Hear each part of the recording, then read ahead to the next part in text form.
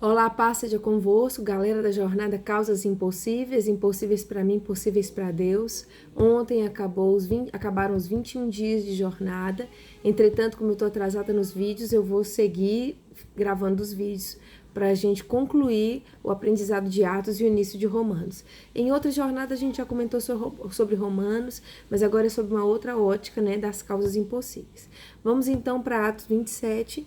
E aqui Paulo está aos cuidados de Júlio, um centurião do regimento imperial, e Paulo tem graça aos olhos dele, que ele permite que Paulo se encontre com seus amigos para que as suas necessidades sejam supridas. Mais adiante, ele coloca Paulo e todos aqueles presos numa outra embarcação, né? Agora um navio alexandrino. Eles tiveram muita dificuldade porque tava tendo grande tempestade, né? Versículo 9: tínhamos perdido muito tempo e agora a navegação se tornava perigosa, pois já havia passado o jejum, né? Esse jejum é o dia da expiação. Por isso Paulo os advertiu: senhores, vejo que a nossa viagem será desastrosa e acarretará em grande prejuízo para o navio, para a carga e também para a nossa vida. Então Paulo estava dizendo isso para que eles parassem. Só que, entretanto, o centurião não ouviu Paulo, seguiu o conselho do piloto e do dono do navio. O centurião é quem estava no comando, né? Só que a tempestade foi aumentando, foi piorando. Versículo 18: no dia seguinte, sendo violentamente castigado pela tempestade, começamos a lançar a carga no mar, a ponto de perder a esperança de salvamento, segundo o versículo 20. Só que no versículo 22, Paulo diz assim: tenham coragem, pois nenhum de vocês vai perder a vida, apesar do navio ser destruído. Porque ontem um anjo do Senhor me apareceu e disse: Paulo, versículo 24, não tenha medo. É preciso que você compareça perante a César. Deus, por sua graça, deu-lhe a vida de todos que estão navegando com você. Então, aqui pela segunda vez, né?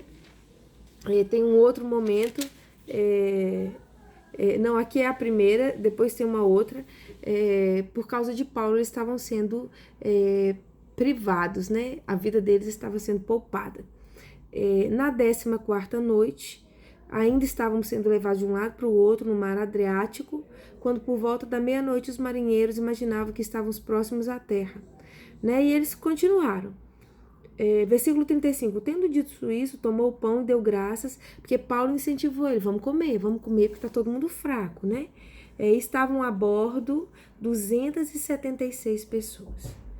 Quando continuam andando, versículo 42, os soldados resolveram matar os presos para impedir que um deles fugisse, porque a embarcação ficou presa, então eles tinham que pular no navio ou ir sobre algumas madeiras para a costa.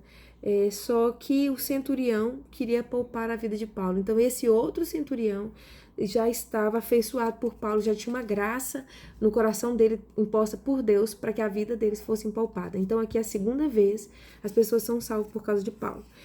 Capítulo 28, Paulo agora está em Malta. Os habitantes dessa ilha mostraram muita bondade para com eles, mas Paulo, quando ele vai pegar uns gravetos para acender uma fogueira, uma cobra, uma víbora morde a mão dele, e eles ficam pensando: esse cara deve ser realmente mal, porque ele saiu de uma tempestade, do naufrágio, e agora mesmo assim ele vai morrer, mas acontece que ele não morre. Então eles deixam de ver Paulo como um homem mau e passam a vê-lo como um Deus. Públio é um homem principal da ilha e ele convida esse pessoal para ficar na casa deles. Paulo e outros para ficar.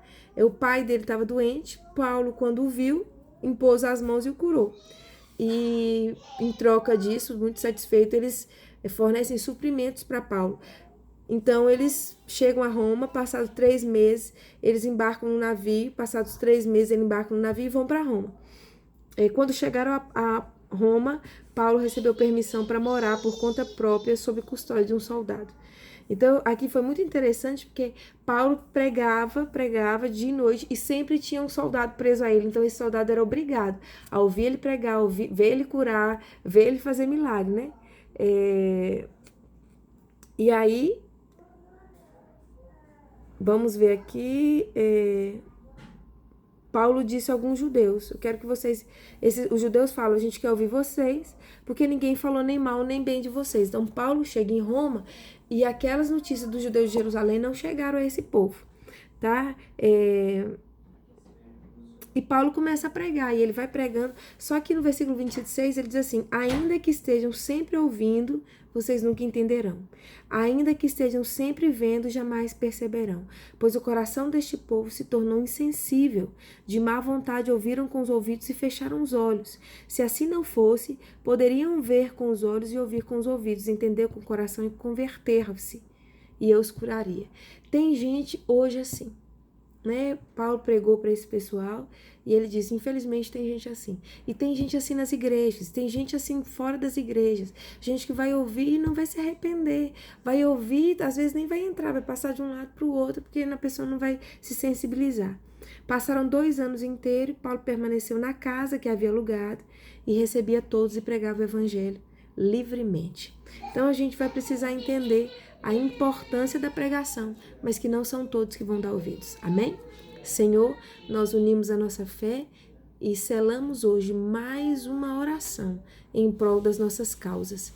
Pedimos que o Senhor libere anjos, que o Teu Espírito nos conceda a nossa vitória, em nome de Jesus. Amém e amém. Ó, beijo no seu coração, que Deus te abençoe.